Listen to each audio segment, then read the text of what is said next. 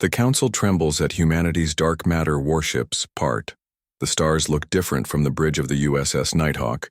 Commander Ethan Ross had seen countless simulations during training, but nothing compared to the real view as humanity's first true interstellar vessel approached the massive space station orbiting Proxima Centauri b. "Receiving transmission from the station, sir," said Lieutenant Susan Ward. Her fingers moved quickly across the holographic controls. Ross straightened his uniform and took a deep breath. This moment would be recorded in every human history book for generations to come. First contact with the Galactic Council, a coalition of 17 advanced alien species that humanity had only learned about 6 months ago when their delegation arrived on Earth. "Put it through," Ross ordered. The main screen flickered. A tall, bird-like creature appeared. Its feathers shimmered with iridescent blue and gold patterns. 4 eyes blinked independently at different parts of its face. "Commander Ross of Earth Vessel Nighthawk, I am Ambassador Vexilor. The Galactic Council welcomes you to Proxima Station." The alien's voice came through the translator, with an odd musical quality. "Thank you, Ambassador.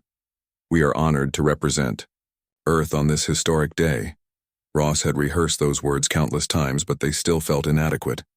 How could any prepared statement capture the weight of this moment? Humans had dreamed of meeting alien life for centuries. Now they were here, face to face with beings from across the stars. "Prepare docking procedures," Ross told his crew. "Lieutenant Ward, you're with me. The rest of you, remember protocol. We represent all of humanity today." 30 minutes later, Ross and Ward stepped through the airlock into the Proxima Station. The gravity felt slightly lighter than Earth's. The air carried strange scents, like cinnamon mixed with ozone. 6 different alien species waited in the reception area. Some looked almost human. Others defied easy description. Ambassador Vexilor stepped forward. Standing nearly 8 feet tall, the avian alien towered over the humans. "Welcome to Council Space," Vexilor said. "For 300 years, we have watched your species with great interest." Ross stopped walking. 300 years? But we only detected your observation satellite last year." A tall, gray-skinned alien with large black eyes made a sound like quietly ringing bells. Ross realized it was laughing. "Humans are so charmingly naive," the gray alien said. "You detected what we wanted you to detect, when we wanted you to detect it." Something cold settled in Ross's stomach. He exchanged glances with Ward. "This way to the diplomatic chambers," Vexilor said, seemingly unaware of the tension. "The full council is eager to discuss Earth's potential membership status." As they walked through curved hallways filled with alien technology, Ross whispered to Ward, "Contact the ship. Tell them to stay alert." The diplomatic chamber contained a large round table with seats for each council representative. Holographic displays floated above the center, showing images of Earth from different periods in history. Ross recognized the pyramids of Egypt, the Great Wall of China, modern New York City, and, most disturbing, live feeds of places that should have been impossible to monitor: the Pentagon, the European Space Agency headquarters, even his own hometown of Boulder, Colorado. "You've been watching us this closely? For how long?" Ross demanded. A jellyfish-like creature floated in a tank of blue liquid on the other side of the table. When it spoke, its body pulsed with light patterns. "Your species has been under standard protocol observation since your first radio signals were detected. This is normal procedure for all pre-council races." "What exactly does standard protocol observation entail?" Ward asked. Vexilor sat down and gestured for the humans to do the same. "The Council monitors developing species to determine their readiness for interstellar community. We observe technological development, social structures, conflict resolution, methods, and dozens of other factors." Ross leaned forward. "And do you interfere with this development?" The room grew quiet. The aliens looked at each other. "We guide," Vexilor said carefully, "for the good of all." "Guide how?" Ross pressed. A reptilian alien with copper-colored scales tapped a sequence on the table. New images appeared in the holographic display.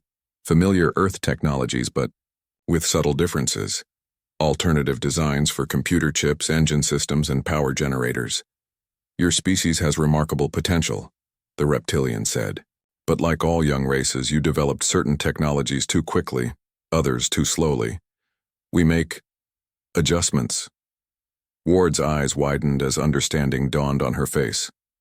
You've been suppressing our technology, holding us back. For your own protection, Vexlor insisted. Your violent tendencies needed time to evolve beyond. You had no right, Ross cut in, his voice cold.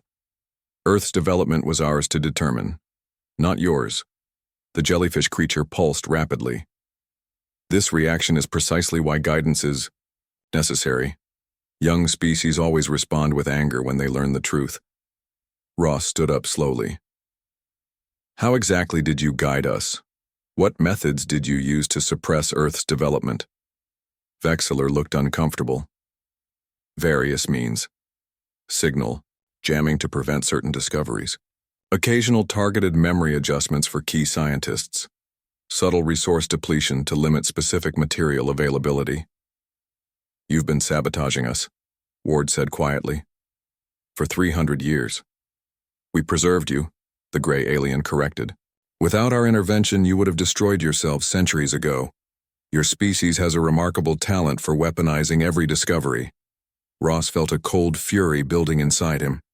He had come here expecting a new beginning for humanity, a welcome into a larger community of worlds. Instead, he had discovered a group of advanced races that had appointed themselves humanity's jailers. Earth spent decades broadcasting messages. To the stars, Ross said. Seeking contact, friendship. You ignored those messages while secretly monitoring and manipulating us. Your current ship is only possible because we allowed certain technologies to develop. Vexlor said dismissively. Your gratitude would be appropriate. Ross turned to Ward. We're leaving. The council members stirred in surprise. Commander Ross, you misunderstand, Vexlor said quickly. The council welcomes Earth. We simply require certain agreements about technological development, military limitations, and resource allocation. All new member species accept these terms. So Earth would join as a subordinate, Ross said. Not an equal. For a time, yes, the reptilian admitted. Perhaps only a few centuries, given your adaptability. Ross looked around the room, memorizing. The faces, the technology, the displays. Everything he saw would be valuable intelligence for Earth. Lieutenant Ward, please inform the Nighthawk to prepare for immediate departure. The gray alien rose. You cannot leave. The diplomatic process has begun. Watch us, Ross replied. As they turned to leave, Vexlor called after them. Your ship will never reach Earth without our navigation assistance. The void between stars is more dangerous than you understand. Ross paused at the doorway. We found our way here. We'll find our way home. Back aboard the Nighthawk, Ross ordered immediate departure. As the ship pulled away from the station, alarms sounded. They're activating some kind of tractor technology, the tactical officer reported. Full power to engines, Ross commanded. Execute the emergency jump protocol. The ship shuddered as it tore free from the station's grasp. Space seemed to fold around them as the experimental drive engaged. As the stars blurred around them, Lieutenant Ward looked at Ross. They think they've seen the extent of human determination. They have no idea what's coming. Ross nodded grimly. When we reach Earth, everything changes. The Council wants to decide humanity's place in the stars. They're about to learn that's not their decision to make. The Council trembles at humanity's dark matter warships. Part 5 years passed since the Nighthawk returned to Earth with news of the Galactic Council. Dr. Alan Griffith wiped sweat from his forehead as he stared at the swirling energy contained within a transparent chamber. The underground facility beneath the Rocky Mountains hummed with activity. Scientists and military personnel moved with purpose through the vast complex. Is it stable? Asked Admiral Olivia Carter. She had arrived an hour ago for the final demonstration. Her uniform bore the insignia of the newly formed Earth Defense Force. More than stable, Dr. Griffith replied. It's the most efficient power source humans have ever created. The dark matter reactor pulsed with a strange light that seemed to bend around itself. It wasn't quite black, but it wasn't any other color either. Looking at it made most people feel uneasy. Dr. Griffith had grown used to the sensation. "The final tests are complete," he announced to the room. "Project Eclipse is operational." A cheer erupted from the gathered scientists. 5 years of nonstop work had paid off. What no one in the Galactic Council knew, what they couldn't possibly know, was that their interference had pushed humanity in an unexpected direction. While the Council had monitored conventional technologies, blocking advancements in fusion, quantum computing, and faster-than-light travel, they had overlooked humanity's research into dark matter. It was considered a dead end by Council races. Too unstable. Too unpredictable. Admiral Carter nodded, her expression serious. "Show me the ships." Dr. Griffith led her to a large holographic display in the center of the main chamber. The images of 5 massive warships rotated slowly in the air. Unlike the sleek, curved vessels used by the Council, these ships were angular, imposing, and built for one purpose. "The fleet," Dr. Griffith said with pride. "The Defiance, the Retribution, the Vengeance, the Reckoning, and our flagship, the Judgment." Each ship measured over a mile long.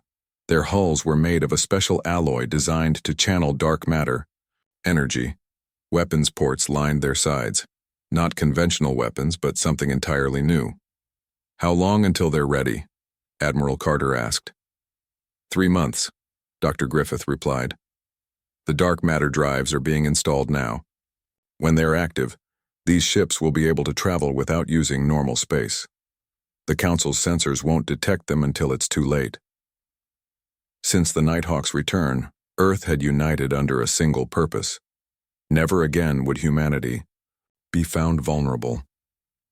The revelation that aliens had been manipulating human development for centuries had erased old conflicts. Nations pooled resources. Scientists shared discoveries. A new age of cooperation emerged from the shock and anger.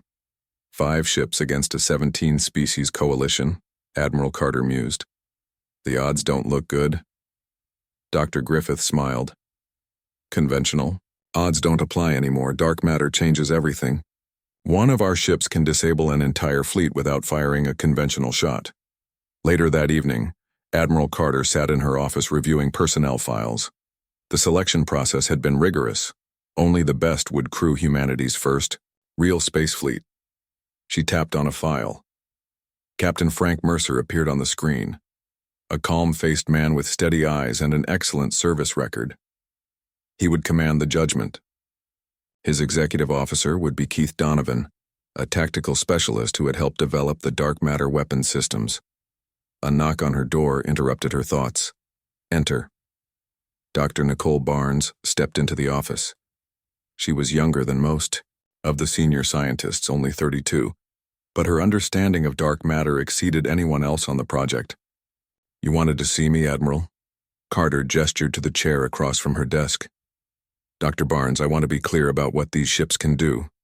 In simple terms." Barnes sat down and thought for a moment. "In simple terms, they can phase in and out of normal space at will. They can create localized dark matter fields that disable other ships without destroying them. They can travel between stars in days instead of years, and they can generate shields that absorb nearly any known energy, weapon. And the Council has nothing like this? No. They dismissed dark matter research centuries ago. Too dangerous according to the data we recovered from the Nighthawk's computers. They chose safer technologies." Carter leaned back in her chair. "Safer, while they kept us in our cradle, treating us like children." "There's something else you should know," Barnes said hesitantly. "The dark matter reactors have another capability we didn't anticipate. They seem to respond to human thought patterns in ways we don't fully understand yet, almost like they're partly alive." Carter frowned. "Is that dangerous?" "Not dangerous. Just different. The helmsmen who've trained on the simulators report a connection to the ships, like they can feel where they want to go before inputting coordinates." "Keep that information restricted to senior staff only," Carter ordered. I don't want anyone getting nervous about the technology. Barnes nodded and left the office. Carter turned to stare out her window at the night sky. The stars looked different to her now. Not distant and unreachable, but waiting. The Council believed humans were still licking their wounds, designing conventional ships that would be easy to track and control. They had no idea what was coming. 3 months later, Captain Frank Mercer stood on the bridge of the Judgment as final preparations were made for departure. The massive ship hovered in Earth orbit, visible only to those who knew where to look. Its dark matter shields bent light around the hull, making it nearly invisible to conventional sensors. Engine. Room reports dark matter drive at full capacity, said Keith Donovan from his station. All systems operational. Mercer looked around at his crew, men and women chosen from around the world, representing every continent and culture of Earth. United in purpose. Communications, Mercer said. Patch me through to the fleet. The comm officer nodded. Channel open, sir. Mercer took a deep breath. This is Captain Mercer to all ships. Today we carry humanity's response to those who would decide our fate without our consent. Our mission is not conquest, not revenge. Our mission is to ensure humanity will never be overlooked again. He paused, looking at the main view screen where the other 4 ships of the fleet waited in formation. The Council believes they understand humans. They believe they can predict our actions, control our development, determine our place in the galaxy. Today we prove them wrong. Mercer nodded to the helmsman. Activate dark matter drive. Set course for the Tolvan system. The helmsman placed his hands on the control panel. The panel glowed with strange light as it responded to his touch and his thoughts. Outside, space seemed to fold around the 5 ships. Stars blurred. Reality shifted. The fleet disappeared from Earth orbit. In the vast chamber of the Judgment's engine room, the dark matter reactor pulsed with power that defied conventional physics. Energy that should not exist in the normal universe flowed through. The ship, carrying it between the stars faster than any Council vessel had ever traveled. Humanity was coming, and the Council wasn't ready. The Council trembles at humanity's dark matter warships. Part 3 on the Council's capital world of Harmonious Prime. Councilor Zivara rushed into the emergency session chamber. Her crystalline body pulsed with bright red light, a sign of extreme distress among the Trillari species. The other Council members were already seated around the massive circular table. The chamber's dome ceiling showed the stars above, including the 7 moons that orbited Harmonious Prime. Forgive my tardiness, she said, her voice tinkling like wind chimes. I was confirming the sensor readings. High Councilor Dremok, the oldest and most respected member of the Council, leaned forward. His insect-like mandibles clicked with concern. Display the data, he ordered. Zivara waved her crystalline arm. The holographic display in the center of the chamber activated. It showed the Tolvan system, one of the Council's most important mining operations. 5 unknown vessels had appeared there without warning. Impossible, Dremok muttered. The ships were unlike any design known to the Council. Dark and angular, they hovered near the system's main dark matter mining facility. The sensor readings showed energy signatures that made no sense. They bypassed all early warning systems, Zivara explained. They disabled the defense grid without firing a shot, and they're broadcasting a message on all frequencies. Play it, ordered Councilor Tipak of the Varikian Empire. His reptilian scales bristled with agitation. A human face appeared on the display, a male with short gray hair and a calm expression. This is Captain Frank Mercer of the Earth Defense Force. 5 years ago, your Council decided humanity wasn't ready for the stars. We've come to renegotiate those terms. The chamber fell silent. Several councilors exchanged shocked glances. The humans, Ambassador Vexilor said quietly from his observer seat at the edge of the room. These are human vessels. The Council erupted, in chaos. Questions flew across the table. How had humans developed such ships? The Tolvan system was 20 light-years from Earth. No species had ever developed faster than light travel independently without Council guidance. The monitoring system should have detected any such breakthrough. Silence, Dremok commanded, and the room quieted. Ambassador Vexilor, you met with the humans 5 years ago. Explain this development. Vexilor's feathers drooped slightly. The human delegation rejected our initial diplomatic overture when they learned of our guidance protocols. Their ship returned to Earth. We increased surveillance but detected nothing unusual. Their space program continued along expected lines. Small improvements to conventional engines, expansion to their Mars colony. Nothing that would explain these ships. Counselor Ziv Ara's crystalline body flickered with nervous energy. The ships are powered by dark matter technology. They've weaponized it in ways we never considered possible. How? Demanded Tapak, slamming his scaled fist on the table. Their planet was under surveillance, their progress was controlled. Perhaps not as controlled as we believed, said Dremok. His compound eyes reflected the holographic display. It seems humanity found a path we did not anticipate. On board the Judgment, Captain Mercer waited on the bridge. The Tolvan Systems Defense Fleet, 15 council vessels of various sizes, held position at a safe distance. They had not fired, but they had not retreated either. No response to our message yet, Keith Donovan reported from his station. Doctor. Nicole Barnes stood silently beside Captain Mercer. She had insisted on joining this mission. The dark matter technology was her life's work, and she wanted to see how the council would react to it. They're scanning us, she said, looking at the sensor readouts. But their scanners can't penetrate the dark matter fields. They're seeing only what we want them to see. Mercer nodded. How are the reactor levels? Stable. We could maintain this position for months if needed. The communications officer turned from her station. Captain, we're receiving a transmission from Harmonious Prime. It's the Council. On screen, Mercer ordered. The face of High Counselor Dremok appeared. His alien features were difficult for humans to read, but his voice conveyed concern. Captain Mercer. The Council is surprised by your arrival in Council space. I'm sure you are, Mercer replied evenly.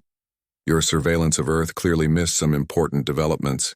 These ships of yours, they utilize dark matter technology? They do. Technology your Council abandoned as too dangerous or too difficult. Humanity took a different view. On Harmonious Prime, the Council watched this exchange with growing unease. The human ships defied everything they thought they knew about technological development. Species were supposed to follow predictable paths, with each discovery building on the last in an orderly sequence. We need to convene the War Council, Tapak insisted after the transmission ended. These humans have violated dozens of Council laws. Their ships must be contained. No, High Counselor Dremok countered. That is exactly how we created this situation. Our interference pushed humanity to develop in secret, to find technologies we overlooked. More pressure will only make them more dangerous. They are already dangerous, Tapak hissed. Look at those ships. They appeared in our most secure system without detection. What's to stop them from appearing here at the heart of Council space? Nothing, Zivara said quietly. That's precisely the point they're making. Dremok rose from his seat, his ancient body moving slowly. We must negotiate. The humans have shown remarkable restraint. They disabled our defenses but harmed no one. They could have attacked the mining facility, but they only observe. I agree, said a previously silent member of the Council, Linral of the Sephirin Collective. His transparent body contained flowing liquid that changed colors as he spoke. We must learn more about their technology. To reject contact would be foolish. Learn from them? Tapak's voice rose in pitch. They are a primitive species, barely 1,000 years of civilization. And yet, Linral replied softly, they have mastered a technology we abandoned millennia ago. Perhaps we should reconsider who is primitive in this situation. Back on the Judgment, Dr. Barnes studied the data from the Council's scans of their ships. They're trying everything to understand our technology, she told Mercer. Energy scans, particle beams, even tachyon pulses. Nothing is penetrating our shields. Good, Mercer replied. The less they know, the better our position. A junior officer approached. Captain, we're detecting 3 Council warships approaching from the outer system. They're not part of the Tolvan defense fleet. Mercer's eyes narrowed. Alert the Retribution and the Vengeance. Have them intercept but take no offensive action unless fired upon. On the Council world, Dremok was furious. Who authorized additional ships to enter the Tolvan system? Tapak avoided his gaze. The Varikian Empire has mining interests to protect. You, fool, Dremok said. You risk war with a species whose capabilities we do not understand.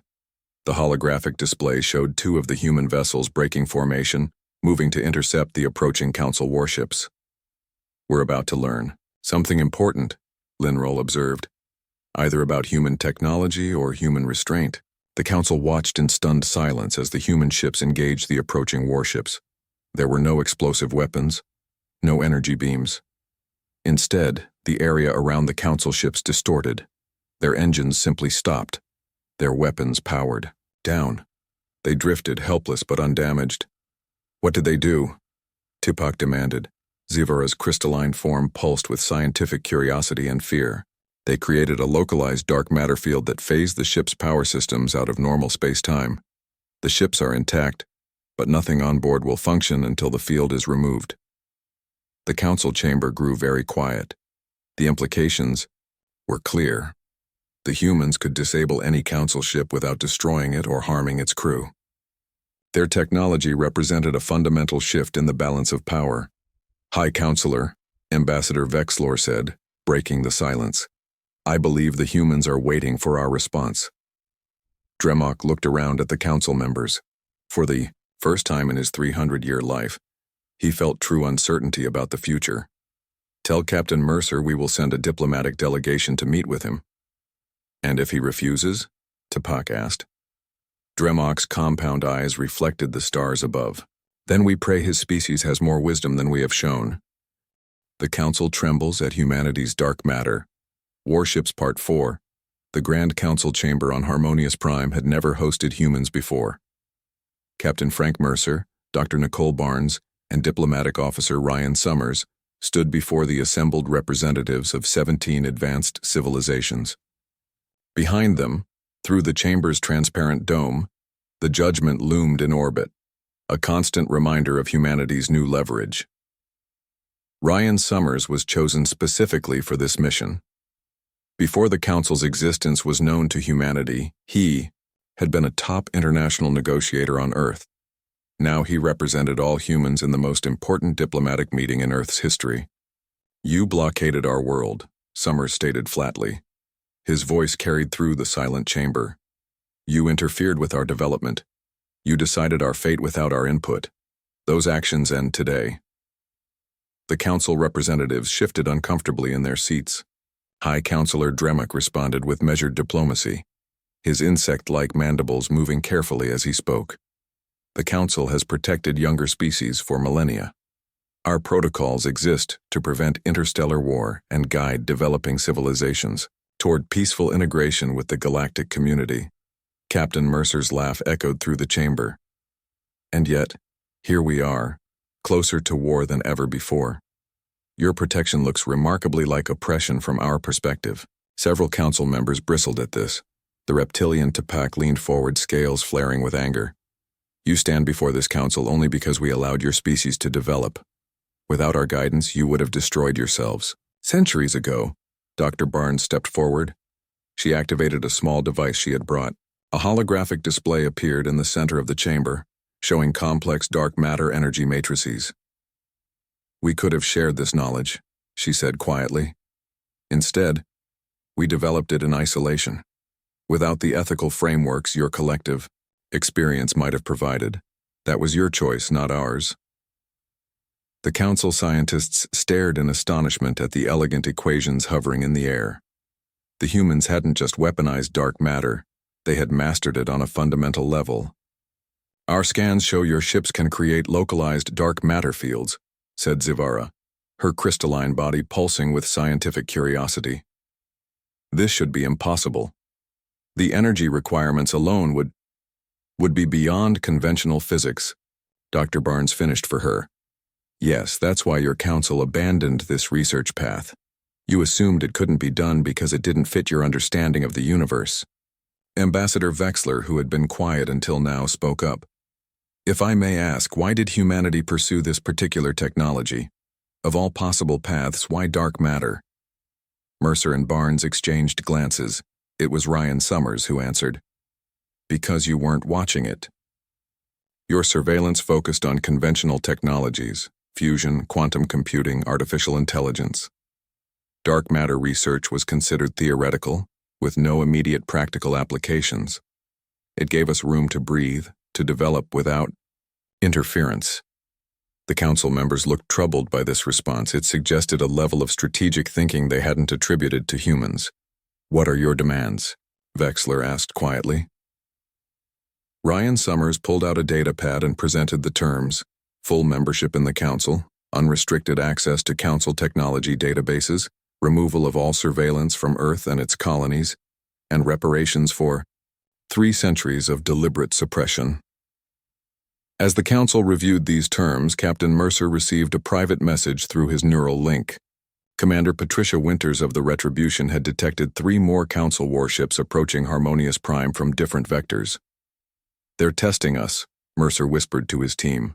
Be ready. High Counselor Dremok called for a recess, so the council could deliberate in private.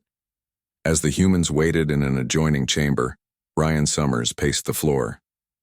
They won't agree to everything, he said, but they'll give us enough to avoid immediate conflict. Dr. Barnes studied the alien architecture of the room.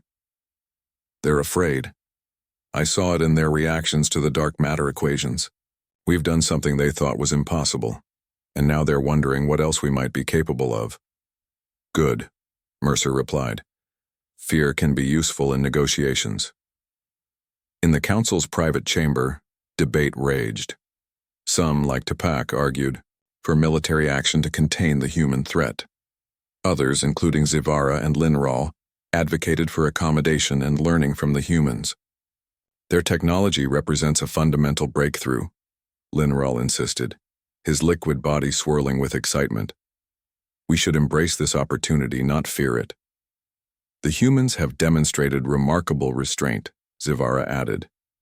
They could have attacked our worlds. Instead, they request negotiation. Tapak hissed in disagreement. You are all blind. Once we grant them council membership and technology access, what stops them from sharing dark matter weapons with other developing species? The entire balance of the galaxy could shift. High Counselor Dremok raised his hands for silence. We must face reality.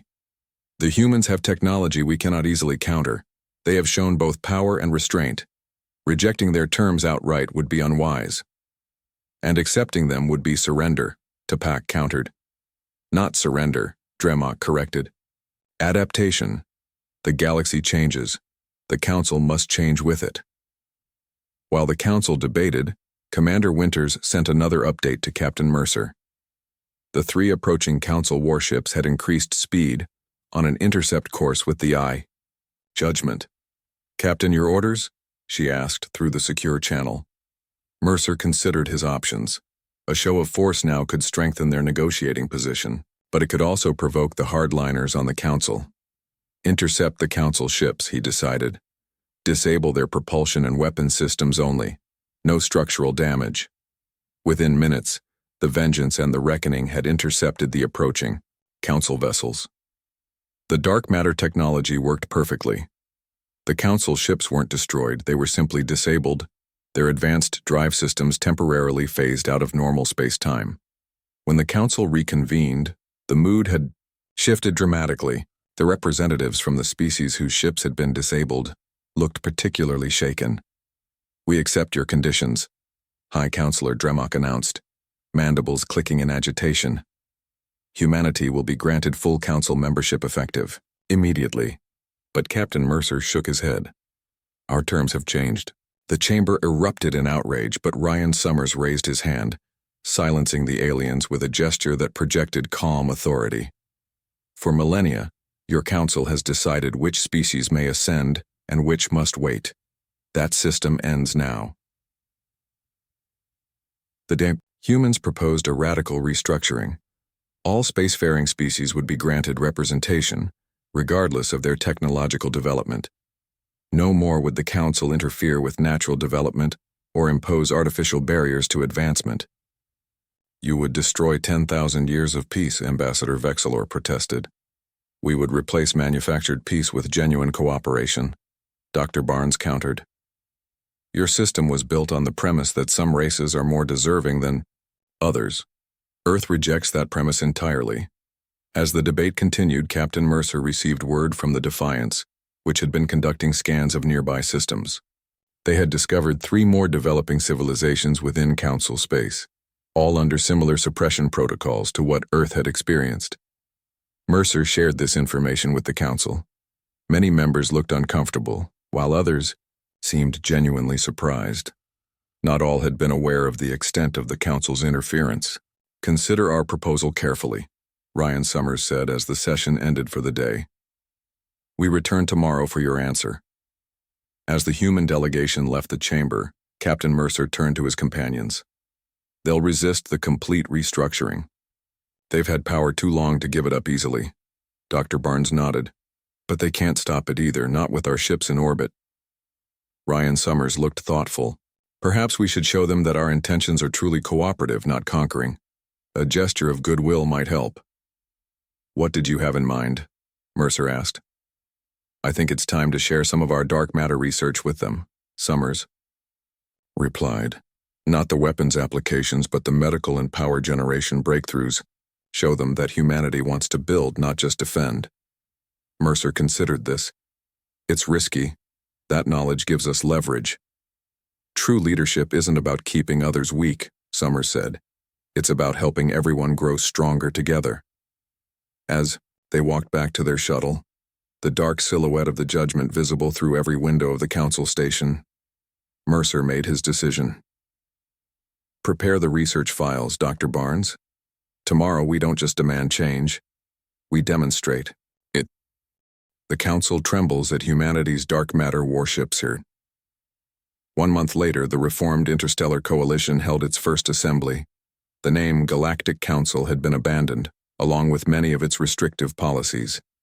Representatives from 22 species, including 4 newly liberated civilizations, gathered in the chamber that once hosted only the elite 17 races. Captain Frank Mercer stood at the observation window of the Judgment, watching the proceedings on a large view screen. The ship remained in orbit around Harmonious Prime, though now as a symbol of change rather than a threat. They're voting on the new charter, said Keith Donovan, who stood beside him. Mercer nodded. After 3,000 years of the old system, change won't be easy for some of them. On the screen, Ryan Summers addressed the assembly. In just 1 month, he had become a respected voice among the alien representatives. His proposal for open technology sharing and mutual defense had gained support from most species, even some that had initially resisted human influence. The hardest part was convincing them we weren't trying to take control, Mercer said. Just change the rules. The dark matter medical applications helped, Donovan replied. When Dr. Barnes showed how it could cure diseases that had plagued the Sephoran collective for centuries, even the skeptics started to listen. Dr. Nicole Barnes had spent weeks working with scientists from various species, showing them the non-military applications of dark matter technology. Energy production, medical treatments, faster communication methods. Humanity had developed these alongside the warships, but kept them secret until now. The view screen showed the assembly voting. One by one, representatives placed their hands or appendages on glowing orbs to record their decisions. The new charter needed a 2/3 majority to pass. Commander Winters reports the Defiance has completed its mission, Donovan said, checking his data pad. They found 2 more suppressed civilizations in the dorsal sector. Both are being invited to join the coalition. Mercer frowned slightly. And their council observers? Removed, peacefully but firmly. The vote on the screen finished. The result appeared as a glowing number. 19 in favor, 3 opposed. The reformed Interstellar Coalition was now official. High Counselor Dremok, now simply called Representative Dremok, approached the central podium. His ancient body moved slowly, but his compound eyes seemed brighter than before. "For 10,000 years we believed we knew best," he said to the assembly. "We protected younger species from themselves, or so we told ourselves. Perhaps we also protected our own power. Change is difficult but necessary. The humans have shown us another path." In a private meeting room adjacent to the main chamber, Ambassador Vexilor met with Ryan Summers. The avian alien's feathers had lost some of their luster in recent weeks. The stress of transition had affected him deeply. "I still don't understand," Vexilor said. "You had the power to demand anything. You could have taken control of the council, forced us to serve human interests. Why push for equality instead?" Summers smiled. "Because we've read our own history. Empires fall. Tyrants are overthrown. Only partnerships built on mutual respect last. Some races will take advantage of this new freedom," Vexilor warned. "Not all species are as principled as humans have proven to be. That's a risk we're willing to take. Freedom always comes with risk." As the new coalition members mingled after the vote, Dr. Barnes demonstrated a small dark matter medical scanner to a group of scientists. The device could detect cellular damage long before symptoms appeared. "The key breakthrough was understanding that dark matter doesn't just exist alongside normal matter," she explained. "It interacts with it in ways too subtle for conventional instruments to detect." Zivara, the crystalline scientist who had been one of the first council members to support human integration, watched with fascination. "We abandoned this research path thousands of years ago," she said. "Our greatest minds concluded it was too dangerous, too unpredictable." "Sometimes the most difficult paths lead to the most important discoveries," Barnes replied. "Humans have always been willing to take risks that other species might avoid." On the judgment, Captain Mercer received a communication from Earth. Admiral Olivia Carter's face appeared on his private screen. "Congratulations, Captain," she said. "The reports from Harmonious Prime are encouraging. The coalition charter looks solid." "Thank you, Admiral. The transition has gone smoother than expected." Carter nodded. "The President wants to know when you're bringing the fleet home." Mercer considered this. 4 of the 5 ships had been deployed throughout former Council space, helping to integrate newly liberated species and dismantle surveillance systems. "The judgment will remain here for another month as a precaution," he decided. "The other ships can return as their missions are completed." "Understood, and Captain, well done. You've changed the course of human history, of galactic history." After the communication ended, Mercer walked to the ship's garden chamber. The large space contained plants from Earth, trees, flowers, and grasses that reminded the crew of home. In the center stood a small oak tree, planted when the ship was commissioned. He found Dr. Barnes sitting on a bench beneath the oak, looking at data on her pad. "The coalition voted yes," he told her. She looked up and smiled. "I heard. The scientists I've been working with are already planning joint research projects. The Sephoran have some fascinating theories about dark matter applications we never considered." Mercer sat beside her. "When we left Earth, I wasn't sure what we'd find. I never imagined we'd end up restructuring galactic society." "Do you think we did the right thing?" Barnes asked quietly. Mercer considered the question carefully. "We didn't conquer. We didn't seek revenge. We freed not just ourselves, but others." He gestured to his datapad, which showed a delegation from Proxima Centauri b, insectoid beings who had been under council protection even longer than humans. That has to count for something. Later that evening, Mercer stood on the observation deck as the judgment orbited Harmonious Prime. The planet's 7 moons created a stunning view against the backdrop of stars. Ships from a dozen worlds moved through the space around the planet, their crews visiting the surface to experience the Coalition's new capital firsthand. Keith Donovan joined him at the window. "The Retribution reports they've completed dismantling the suppression field around the Cygnus X1 colony. The locals are already making rapid technological advances." "Good," Mercer said. "No more artificial limitations." Some of the former council members are still nervous about that. They worry about what these developing races might become without guidance. Mercer smiled slightly. They worried about humans too. Look how that turned out. As the ship continued its orbit, Mercer thought about Earth and the path that had led humanity to this moment. From a quarantined world to a catalyst for galactic change in just 5 years. The age of isolation was over. The age of genuine cooperation had begun, forged not through control, but through respect born of strength. The Council had trembled, and the galaxy had transformed. Down on the planet, the new coalition raised a monument in the central plaza. It depicted representatives from all 22 member species standing together as equals. Among them stood a human figure, hand extended in friendship rather than raised in dominance. The plaque beneath it carried a simple message: progress comes not from control or fear, but from freedom and cooperation. Behind that monument, visible through the atmosphere, the dark silhouette of the Judgment reminded everyone how quickly the universe could change when a species decided to chart its own course among the stars.